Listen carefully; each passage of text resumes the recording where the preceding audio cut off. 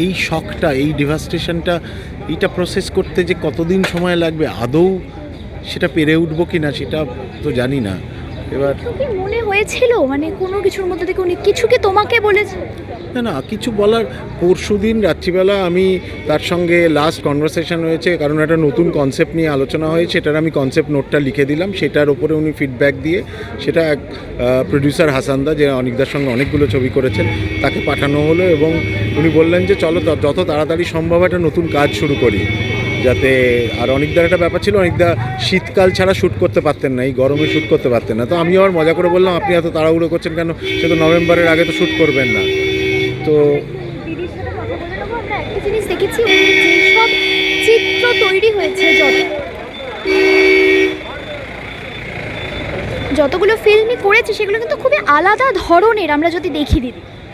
হ্যাঁ, মানে ওনার প্রথম কথা, ওনার মতন উইটি এবং ওনার মতন স্যাটায়ার এখানে আর কারো এই মুহূর্তে ইন্ডাস্ট্রিতে কেউ করতে পারবে বলে মানে আমার মনে হয় না। আর ওনার আই ফর ডিটেল, যেটা সবচেয়ে মানে ইম্পর্ট্যান্ট, সে আমরা ঋতুপর্ণ ঘোষের সময় যেরকম আমরা ডিটেলিং দেখতাম, ওনার যে আই ফর ডিটেল, মানে একটা ভীষণ রিয়ালিস্টিক ওয়েতে একটা জিনিসকে মানে ছবিতে ফুটিয়ে তোলা, এইটাও কিন্তু আমার মনে হয় এখন খুবই রেয়ার। আর এবং এইসবের পর যখন এরকম খবর আসছে, তখন সেটা অ্যাকসেপ্ট করাটা কতটা মানে কঠিন হয়ে উঠছে?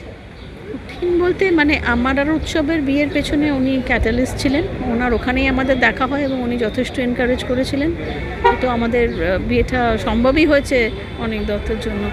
আমরা মানে পিতৃস্থানীয় ছিলেন দুজনেরই, মানে কি হচ্ছে এখনও বোধহয় দুজনে ঠিক করে বুঝতে পারছি না, হয়তো ইভেনচুয়ালি বুঝবো। এই মুহূর্তে শুধু মানে ভাবতেই পারছি না, যে খালি মনে হচ্ছে একটুখানি ফোন করে, মপিয়া শোনো, আমি তাহলে এই জিনিসটা ভাবছিলাম, এটা কেমন হবে করলে, বা উৎসব মানে একটা কল যেন এক্ষুনি চলে এসো, আমরা এক্ষুনি একটা কনসেপ্ট মাথায় এলো, চলো আমরা এটা নিয়ে বসি, খালি মনে হচ্ছে ওই ফোনটা আসবে। এগুলো সব মিথ্যে, এগুলো হচ্ছে না বোধহয়।